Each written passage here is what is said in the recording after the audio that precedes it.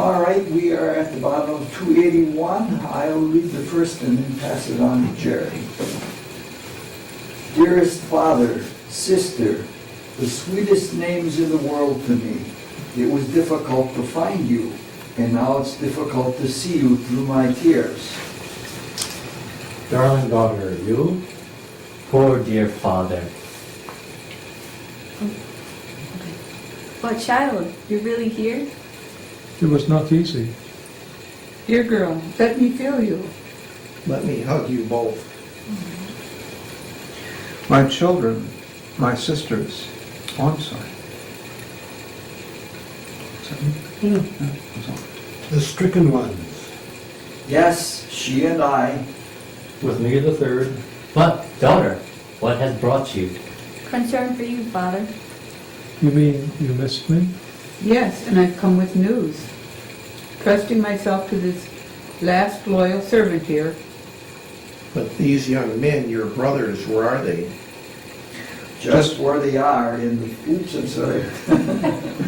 Just where they are in the thick of trouble. Oh, what miserable and perfect copies have they grown to be of Egyptian ways. For there the men sit at home and weave, while their wives go out to win the daily bread, just as you do, my daughters.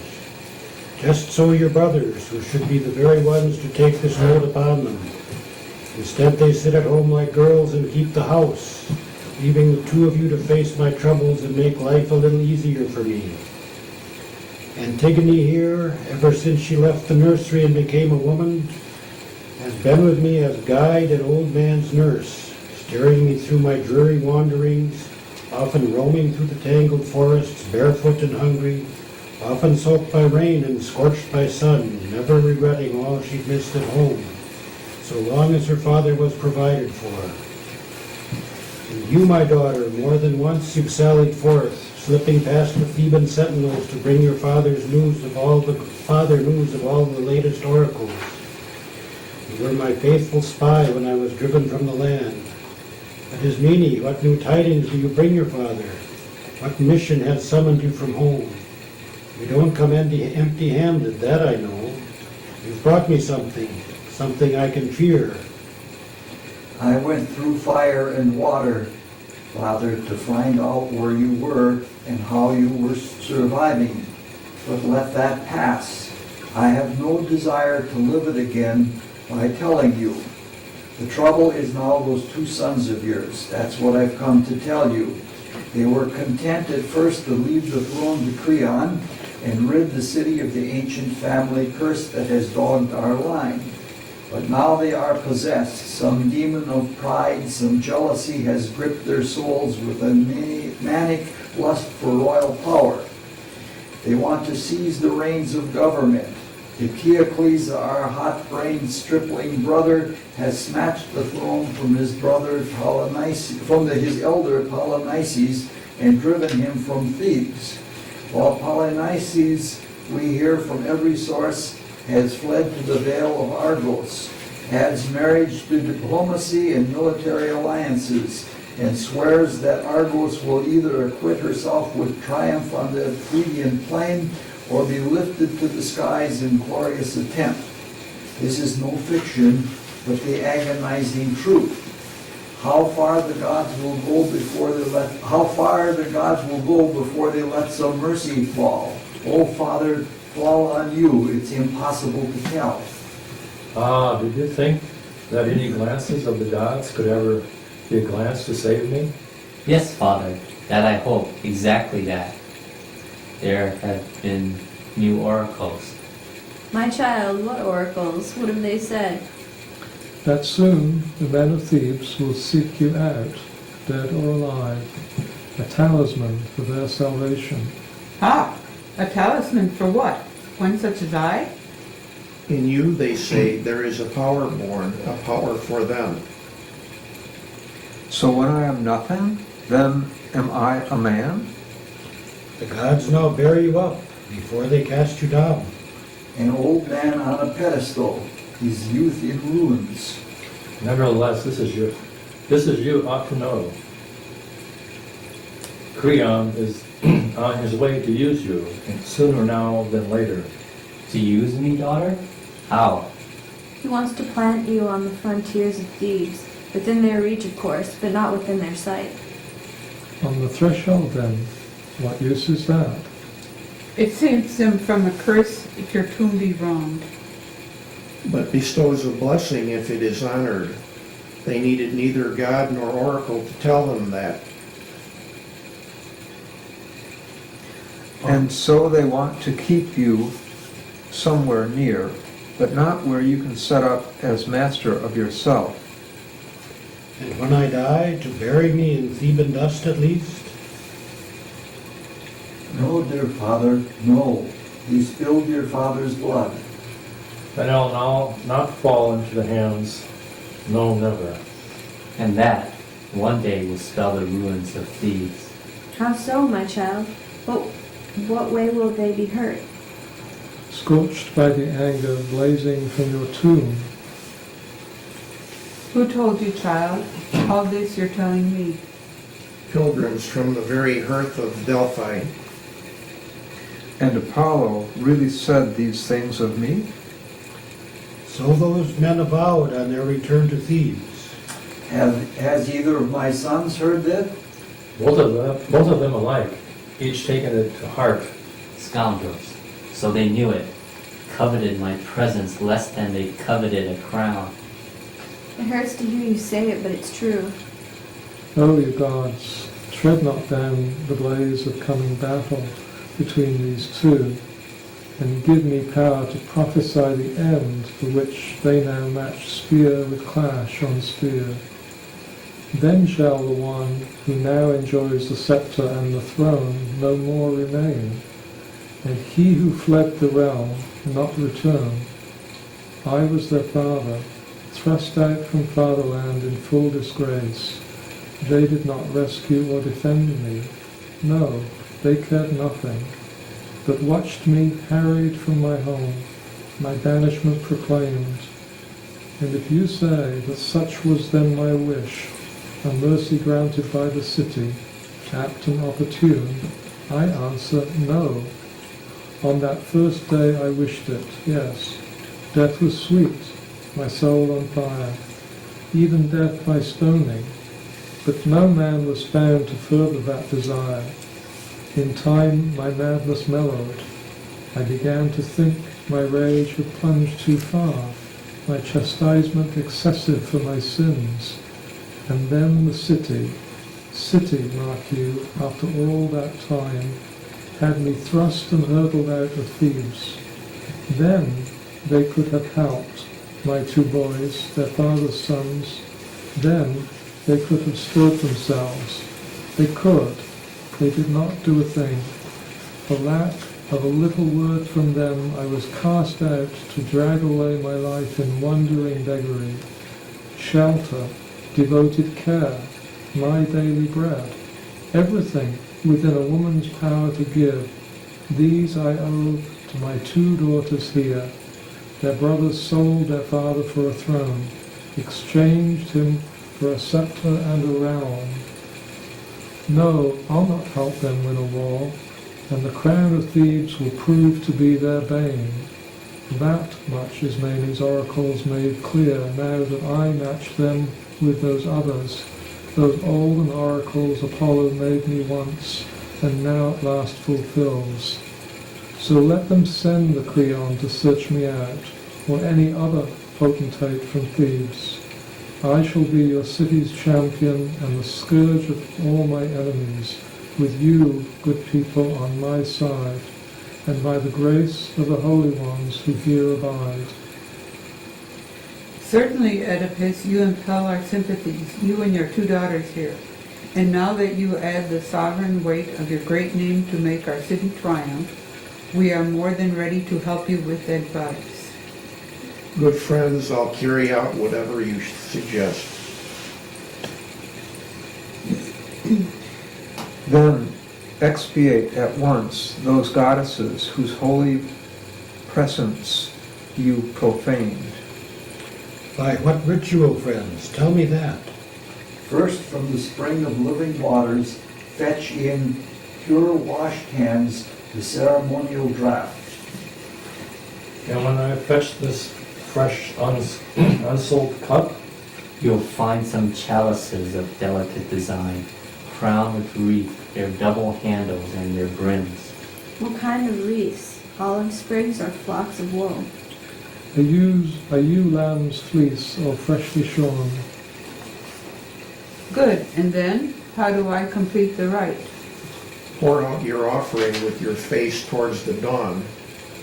Pouring from those chalices you spoke of, Yes, in 3 libations, emptying the last. And this last, please tell me clearly, what shall it contain? water mixed with honey, add no wine. And when the green shadowed ground has drunk this cup, Lay thrice 9 sprigs of olive on it, and with both hands offer up a prayer. The prayer, that's most important. Tell me that. That these goddesses we call the kindly ones, or humanities, be saving kind to you who pray to them. Make that your prayer or someone make it for you. Whisper it and do not cry it out. Then come away, do not turn back. This accomplished, we shall gladly stand by you. Otherwise, my friend, we are afraid. My daughters, did you hear what these locals said? Father, we heard. Tell us what you want. I cannot go. I am too weak and blind, my double disability. Will one of you two do it for me? A single person pure of heart, I think, can make atonement for 1,000 sinners. So do it now, but do not leave me all alone. I am not strong enough to get along without a helping hand. Then I shall carry out the rite if somebody will point the way. Beyond the clump of trees, young woman, the guardian of the grove will tell you everything you want to know. to my task then, continue to watch over Father here. No trouble is too much for a parent anywhere. Well, that's the most we've had to read for quite a while. It's going to surprise you, but out of all of that, I have very little for the running commentary and nothing for the general theme, though it is basically in the general theme. And this is unusual because I didn't even want to tackle the ritual, which has all kinds of interesting things in it. But instead, I want to talk about 3 lines and 3 lines only.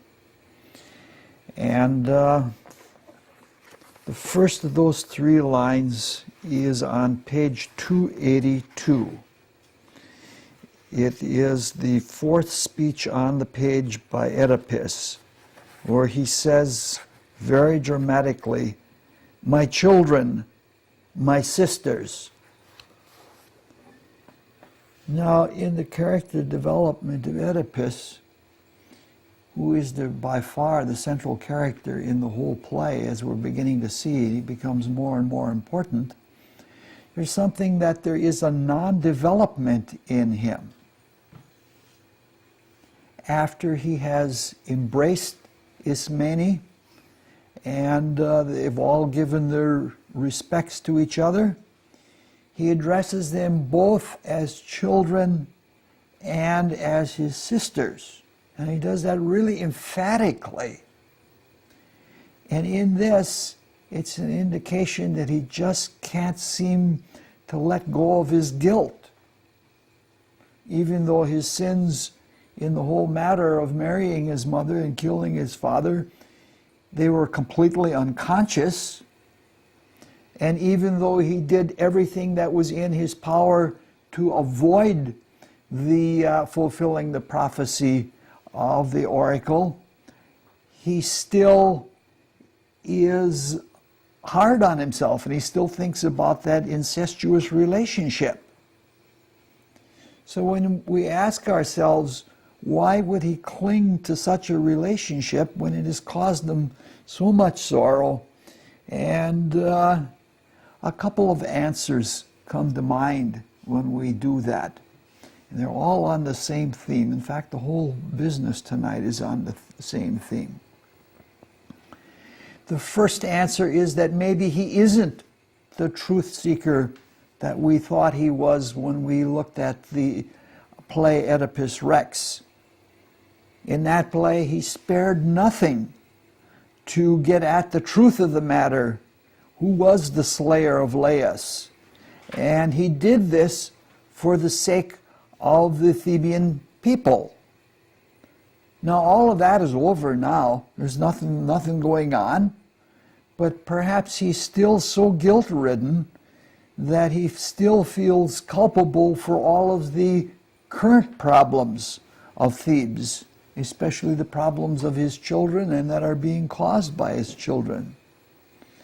Now, if this were true, that he wasn't such a truth seeker, he would be a pathetic, pathological personality, which he doesn't seem to be. He intimates earlier in this play that we've been looking at for the last few weeks that he has clairvoyance and that he has wisdom.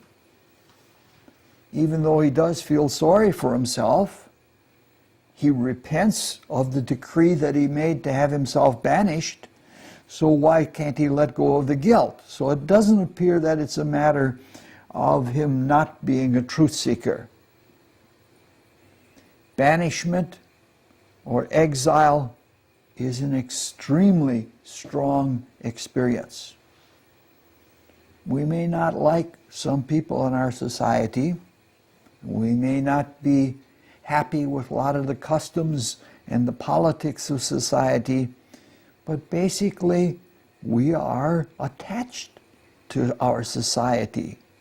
And whether we know it or not, we like it because it's all we know.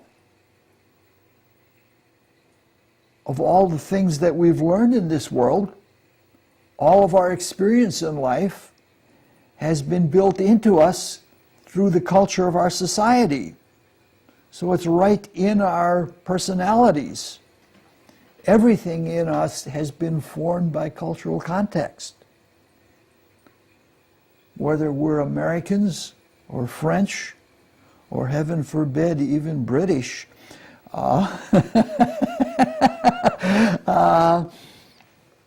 this is true much more than we realize. The cultural attachments that we have and the dependencies that we have for interpreting the world that come from them are much more than we would ever think. We can get some insight into this by traveling into other cultures or by emigrating for a short while. That's usually a very good spiritual experience, because then we see how people live with a different cultural context. And we can see what things apply independent of cultural context, and it helps us maintain or develop a kind of universal objectivity about what is real and what isn't. But travel and voluntary emigration are very slight compared to exile and being shunned. In case of Oedipus, he was told that he said that he should be shunned by everyone. And that's a very powerful experience. So culture provides vehicles for experiencing the reality of this world. And the cultural vehicles are excellent vehicles in part because they've been developed by humans. And the world is humanized. It's sort of pre-digested for us by society or by the culture that has come before us. So we feel at home here.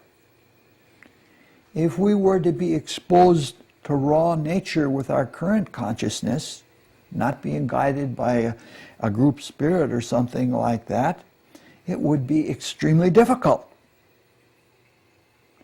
But there's so much that has been given to us as a way to understand reality in a non-raw form by society that it is different. So we're protected. Now, if we were to do or to try to live a life of a raw experience of reality, it would be shocking. And this is precisely what the mystery schools ask us to do. In the past, the mysteries were an arm of culture. They belonged to a particular culture. For instance, the Greek mysteries were different than the Egyptian mysteries or the mysteries of India.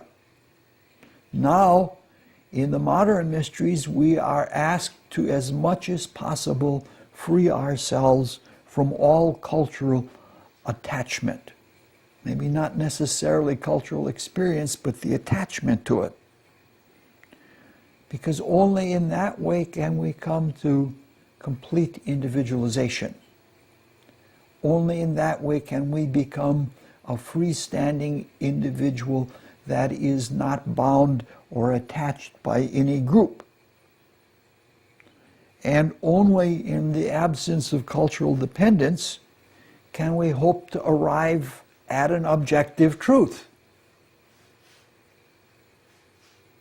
That is doing away with all the cultures. We have to see reality objectively as it really is. So, exile is a harsh experience, but it's not without benefits.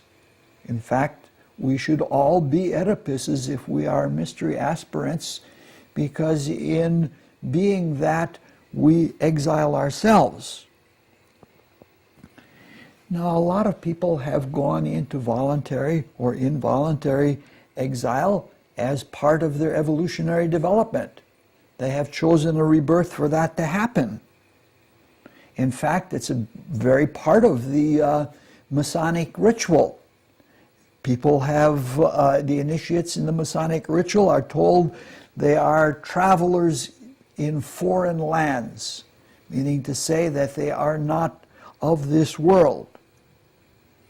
Now, this perhaps gives us a plausible explanation as to why Oedipus clings to his incestuous relationships.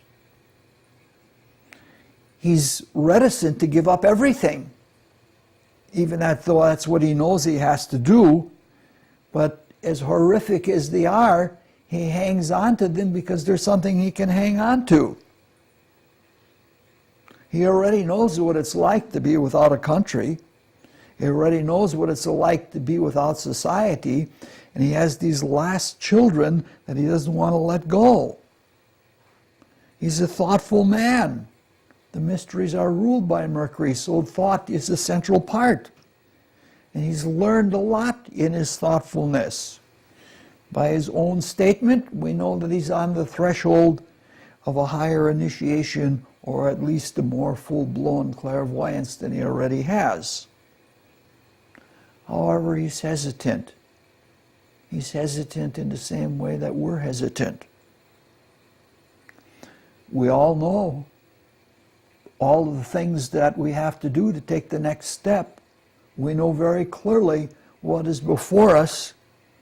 We just have to let go of what we're doing now and take that next step.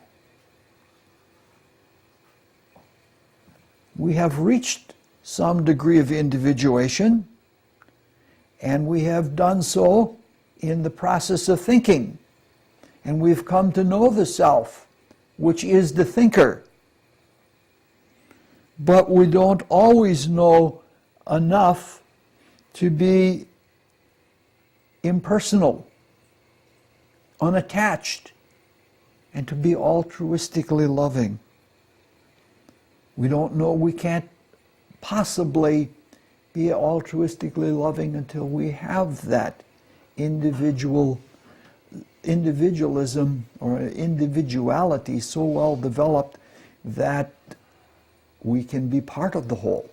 As long as we identify with one of the parts, we can't be part of the whole. And that's really what's being asked of us, and that is something like an exile. Now we're told, and it seems logical and reasonable, that we don't lose our selfhood once we become altruistic in the life spirit. We're told that we even gain our selfhood in a higher way because we see ourselves as the universal spirit sees us and not as we see ourselves as an individual standing all alone. But still, we have this emphatic attachment. We don't want to make that step where we are not attached to anything and we are afraid that we are going to be everybody's enemy and everybody's target. This is precisely what happens. Now what happens when I put together the notes for these thoughts, for these talks, what happens is it's a very difficult job and it requires deepest concentration that I'm capable of, but it's a really joyous experience to me because one of the things that happens is when I give out and put together things that have been in my consciousness for a long time, I am then open and free to learn new things. And as time goes on, I'm learning to have a deeper and deeper kind of concentration. And what happens with that is I become more aware of what's in the air than I was capable of when I was younger. It's not a sensitivity, it's more like with the deeper concentration, you're more aware of more things. And a lot of those things are subtle. And some of them are so subtle that I'm not capable of verbalizing them. And it happened when I was doing the notes for this talk that I became aware that in the environment that there are things beyond the themes that I'm trying to develop for the talk, that there are things that are in the air and they influence everything that's being done. And this time I became keenly aware of how subtle but how pervasive the astrological influences are. I just never realized that. As we've just seen, we've been talking about letting go and letting things dissolve so that we can have a greater freedom. Now that kind of dissolution is a principle of Scorpio, which is the tropical sign through which the sun is passing now. When I realized this, that my whole thought had been influenced by what was in the air rather than strictly by my ability to focus on the subject and what I thought was important in the subject, I was immediately self-chided for not catching on sooner. Because if I had caught on to this sooner, I could have understood this and worked with it all.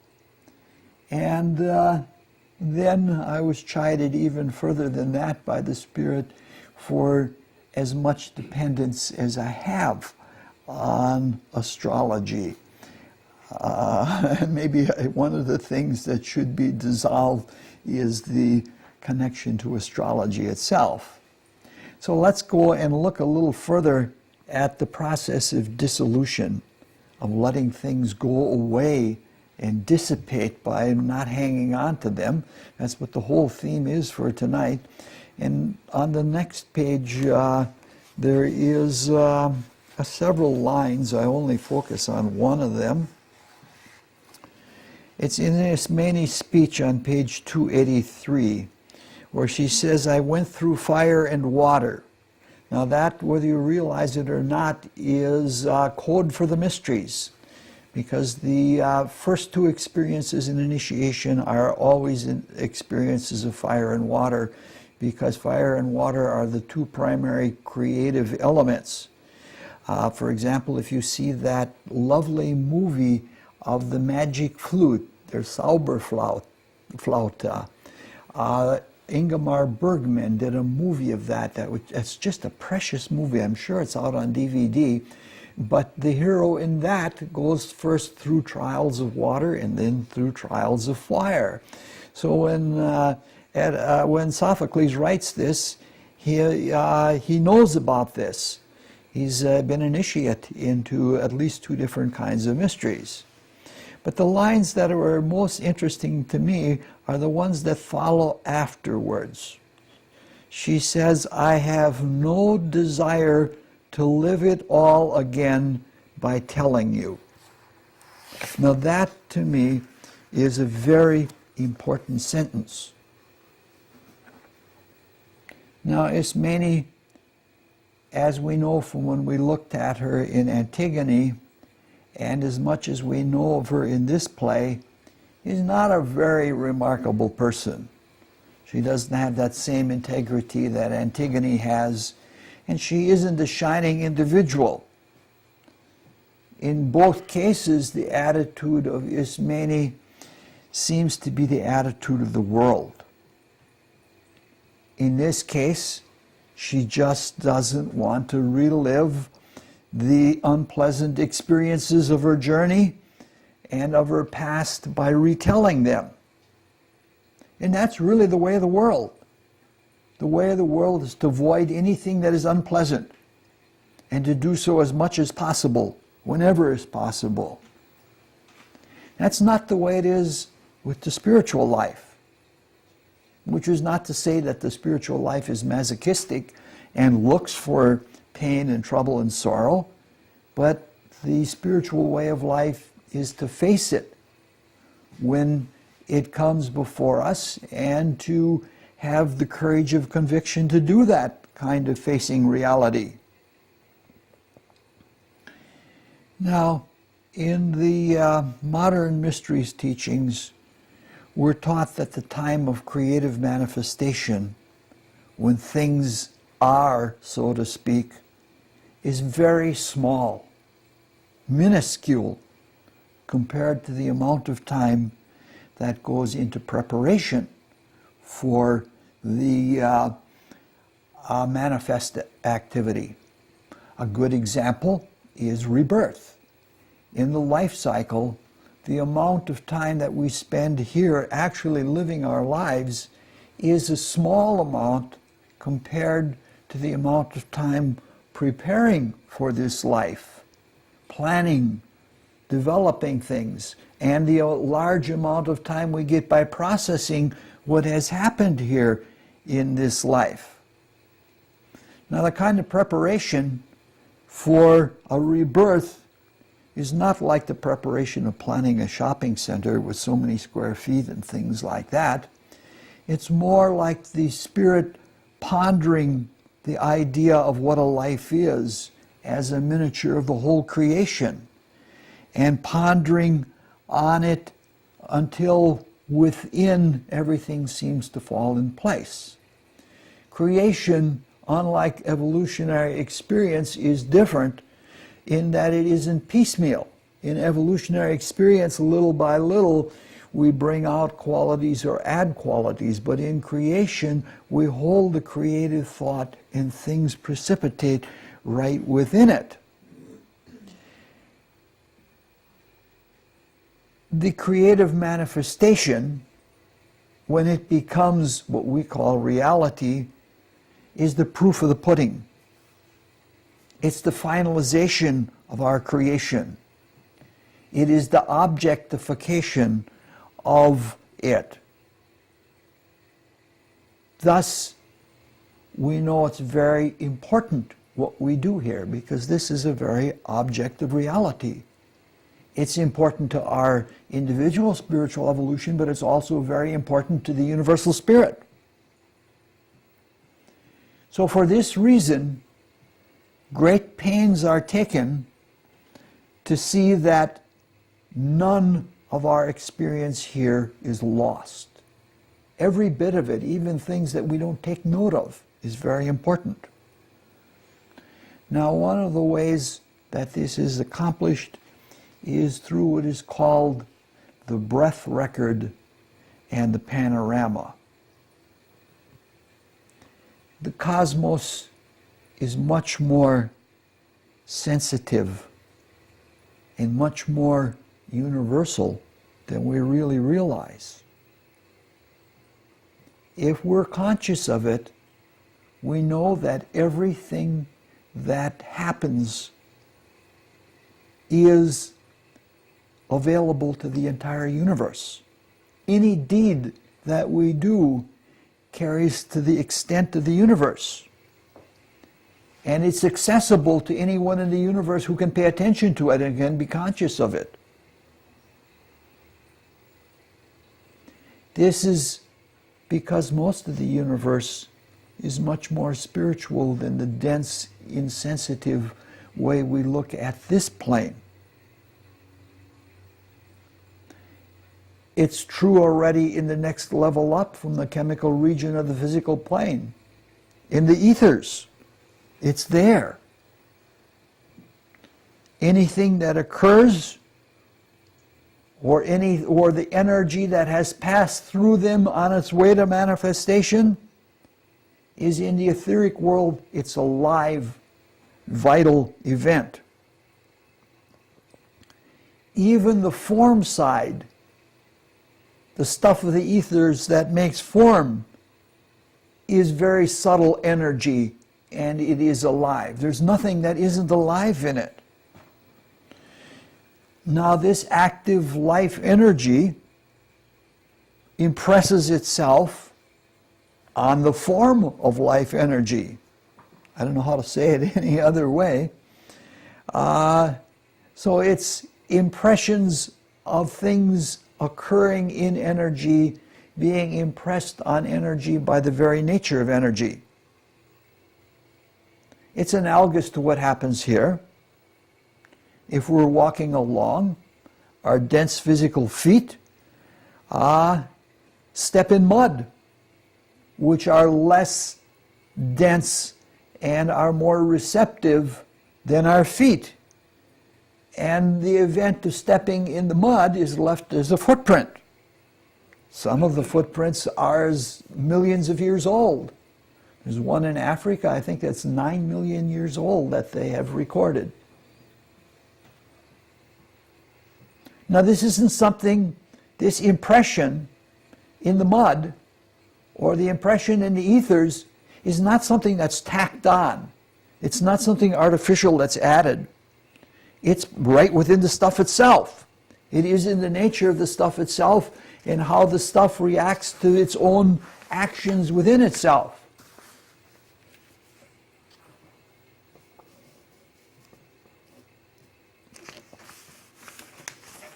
Don't tell me I'm lost in my notes here. Yes, I am. How could I possibly do that?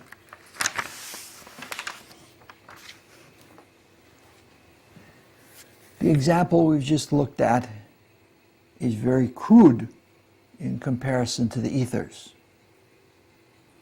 Since the ethers carry the energy that is the stuff of our perception, the ethers carry everything we perceive, everything, and even more than we perceive.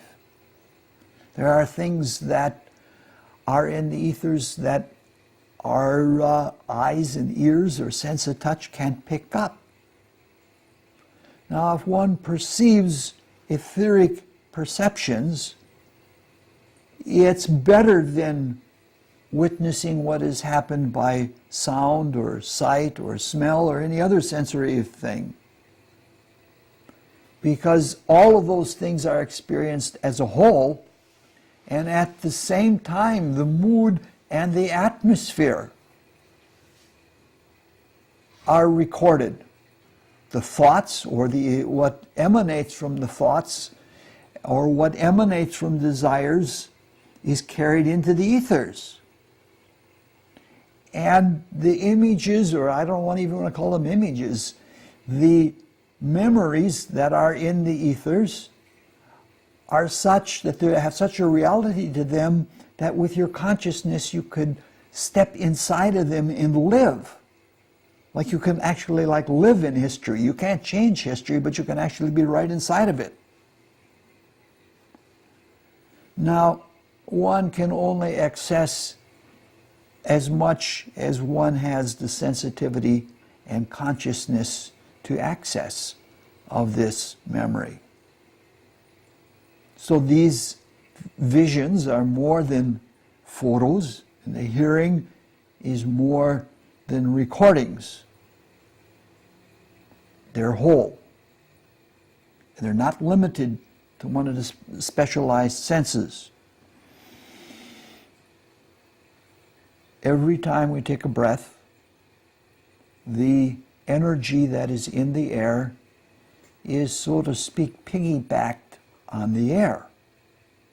And as that air makes its way through the body, that energy that is in there, that is still active, impresses itself on the etheric counterpart of our physical body in the highest and the most rare of those ethers, at which at one pole is very active in its rarity in projection, and at the other pole is sort of like the muck we just stepped in, only except many, many times more sensitive, so that it is impressionable.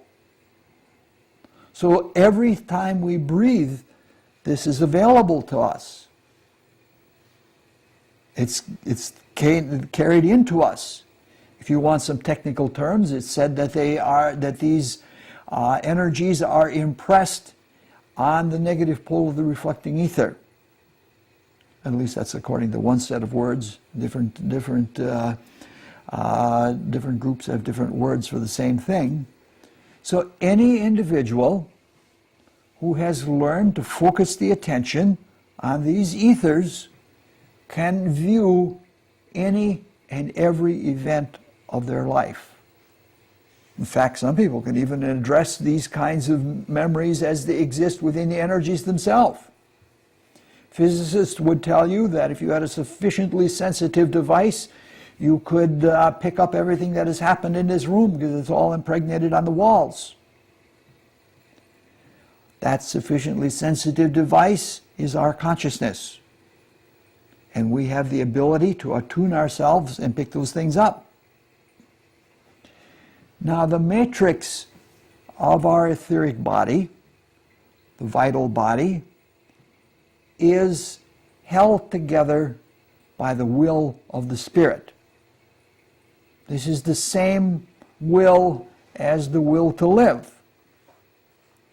This is done through an archetypal thought form of what the whole life is going to be. This thought form is created and held together by the Spirit, by the thinker, and it's set in motion, and that is what precipitates all of our vehicles of experience, all of our vehicles of consciousness, and gives us the ability to be in these realms. Now, though the spiritual power of will is infinite in its potential, relative to manifest things, it is limited. So the will to live can only last so long. And when the will to live lets go, and we expire in what is called death, then everything unwinds. It's sort of like, you wind up toys and you hit the button and poof, it all unwinds. Something of that nature. So, when a person dies, the events of life, even some that the person may not have been cognizant of, if you belong to a spiritual school, you are given lessons from very high spiritual teachers, and you may not be cognizant of them in your waking consciousness. But when you die, suddenly you find there's a whole new stream of experience that you've been going through but didn't know about. And then there are activities that you did when you were outside of your body. You remember all of those things, even though you didn't remember them when you were physically in the body. So the consciousness sees the past life in reverse order, the consciousness of the Spirit. The Spirit watches. And in this, it absorbs the essence of the experiences and takes them into the spiritual being. This happens at different times, on different levels, in different ways after death. Our desire nature and our physical and our mental nature also all dissolve and unwind, and the essence of all of our thoughts and all of our emotions, as well as all of our actions and finalized experiences, gets absorbed back into the spirit. So the spirit sees and remembers everything. Nothing is lost.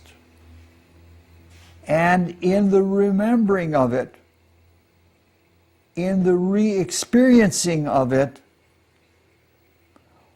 all of the essence of the experience, the objective meaning, is taken into the spirit. In fact, the retraction and the absorbing and the assimilation, which is different than absorption, dissolves a lot of the forms so that the materials are available for new manifestations. Nothing is lost, nothing is wasted.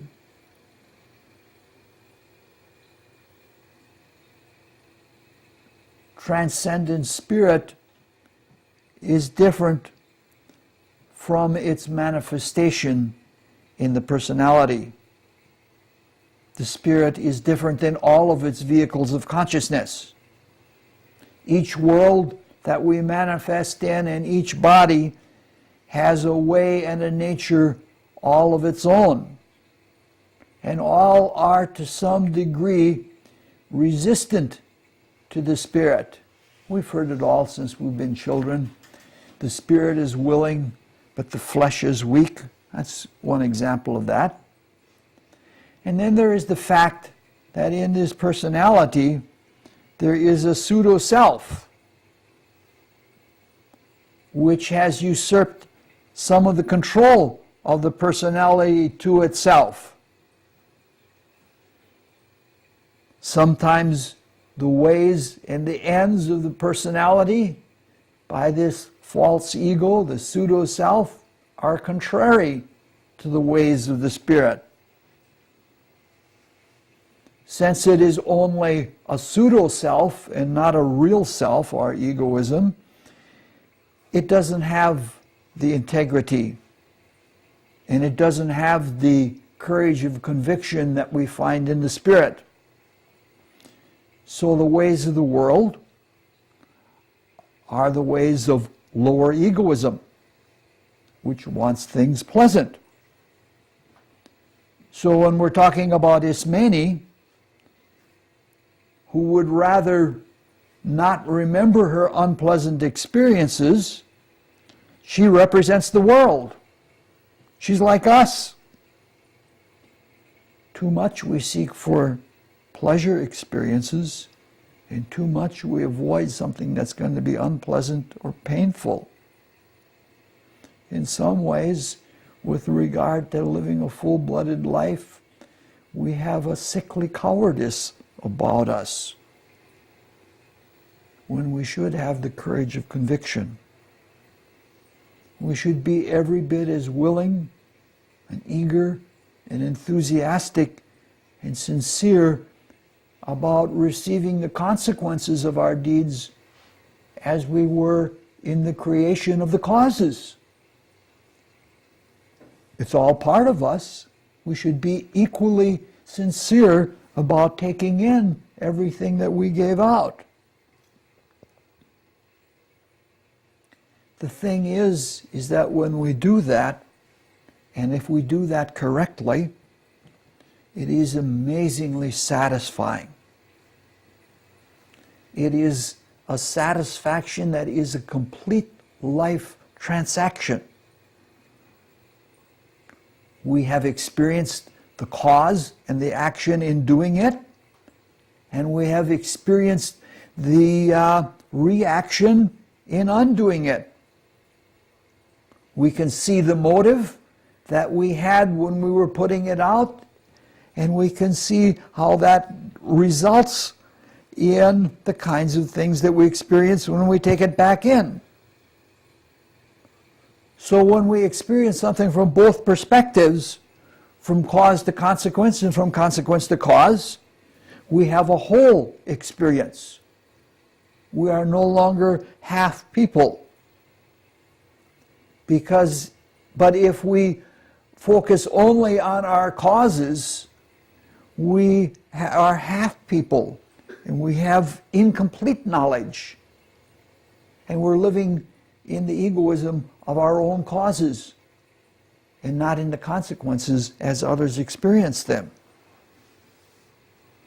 Now, the subtler content of the motive desires behind our causes and the thoughts that are behind the actions that we take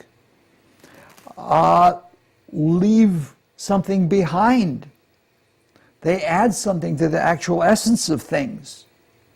So that if we absorb not just the energies in the experience, but we understand the motivations and the thoughts, we can understand our psychological machinations, our psychological modes of doing things in a way that is far superior than any other form of analysis.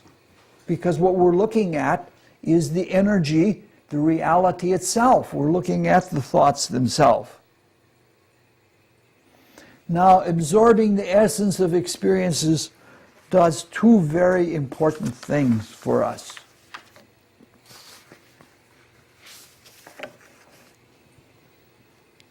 It releases psychic energy that is built up in past performances.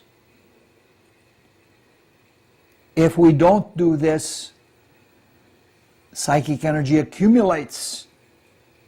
And we tend to be habitual, and we have patterns, and it accumulates into what psychologists call complexes.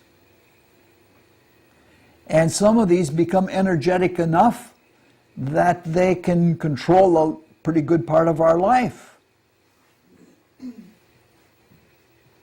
So when we dissolve these things piece by piece, we free ourselves. And we can be more psychologically alive because we are not predetermined by our previous desires. The second thing, as we've already stated, is that it allows us to absorb the essence of experiences into the spirit. And this in turn empowers the spirit. And we have enhanced consciousness. We have a stronger will to live and a stronger creative will to do things. Now, this normally happens after death. But if we can do this day by day, we save a lot of time. It's very efficient. We don't have to wait for another life before we learn something. We don't have to let something build up to be a monstrous complex before we do something about it. This is an extremely important activity. In all the modern spiritual schools, it is recommended. It is recommended both by Max Heindel and by Rudolf Steiner. Both recommend this as a very important exercise. Even if it is only an honest practice of just remembering what has happened without doing it in reverse order, it's beneficial because you're seeing reality as reality is. The pseudo-self, this personal ego, not only wants pleasantness, it's sort of afraid of reality. And it knows that if the spirit becomes strengthened and becomes more indwelling, it's going to be tamed. And it won't have its selfish way all the time. But this pseudo-ego works through the unconscious part of our being. It works much more than we realize in things that happen in our body. Sometimes we don't see things that are right in front of us because it distracts us from seeing them. There are some things it doesn't want us to see.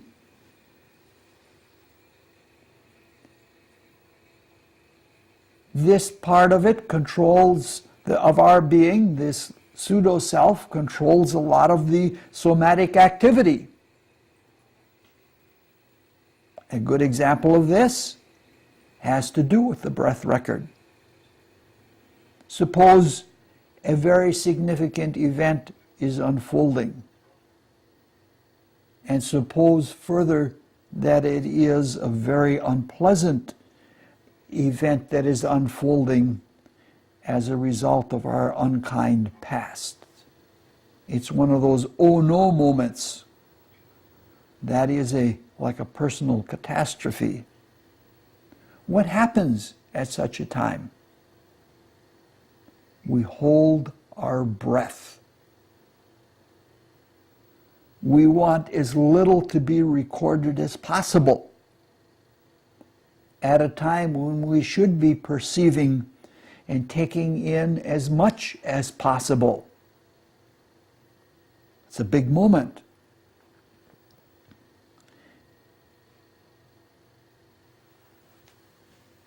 This may be one of the biggest moments of our entire life. Ismene, in not wanting to remember and relate her story, isn't pathological, not any more than all of humanity is pathological. We all pretty much do this, and our progress in spiritual evolution is slow because of it. We're pretty inefficient in benefiting from life. Now, when this topic is brought up, some people resist it vehemently because they're under the influence of the pseudo-self. It isn't pure philosophy, their resistance. And people like that will say, what about the people who can't quit remembering? There are people who remember an event, especially a traumatic event, over and over and over again. Doesn't that disprove this thesis? There are a lot of such cases. Lou has probably run into quite a few of them in his work. Lou is a psychiatrist. He's probably run into all of these things.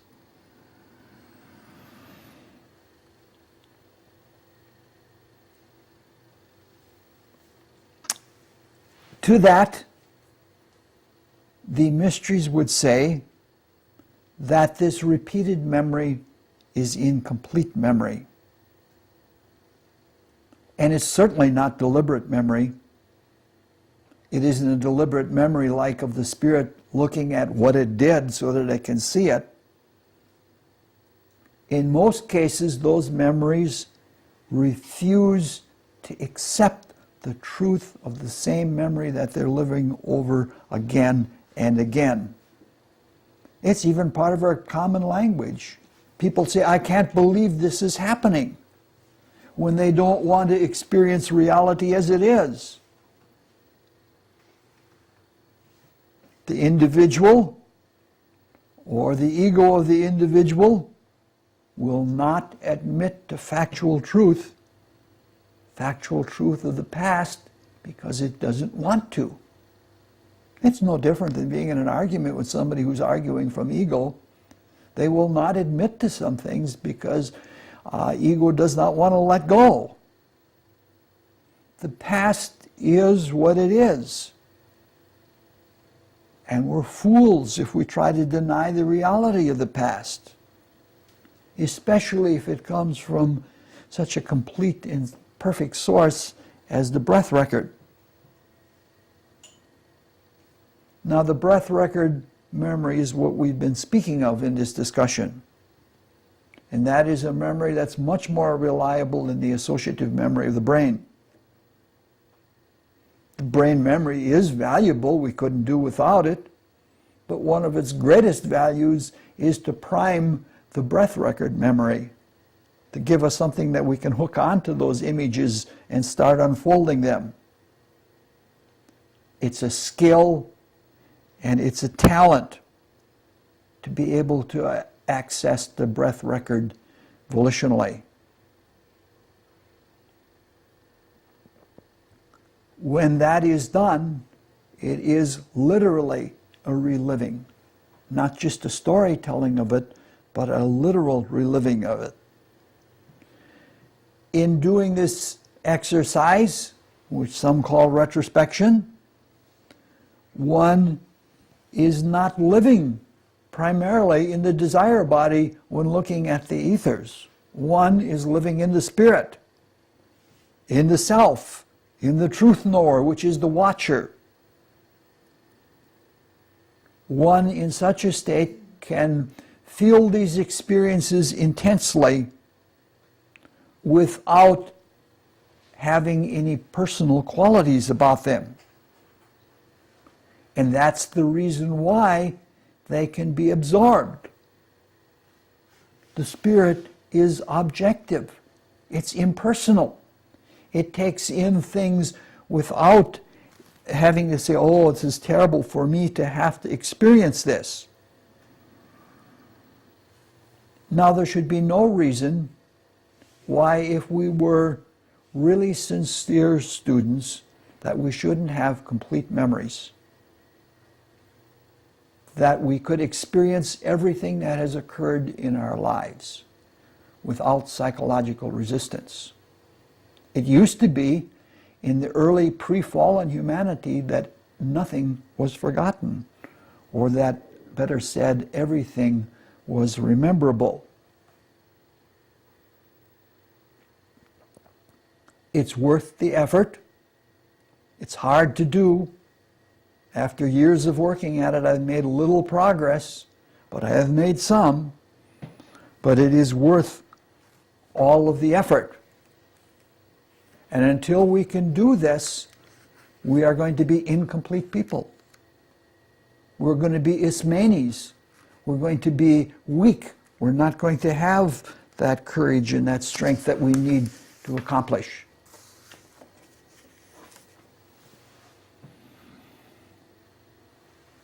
Just as we fight in personal pride with the past, or just as we indulge in it, there are people who can indulge in memory.